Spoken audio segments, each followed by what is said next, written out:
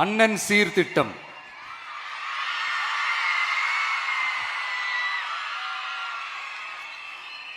ஒவ்வொரு குடும்பத்திற்கும் மிகப்பெரிய மகிழ்வை தருவது அந்த குடும்பத்தில் நடக்கும் திருமண கொண்டாட்டம் தான்.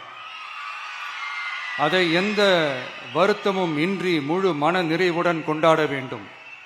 அதற்காகவே நம் தங்கைகளின் திருமணத்திற்காக 8 கிராம், அதாவது 1 பவுன் தங்கமும்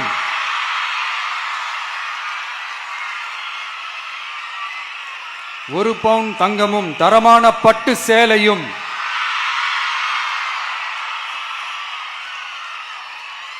தாய் வீட்டில் இருந்து அண்ணன் சீராக அளிக்கப்படும்.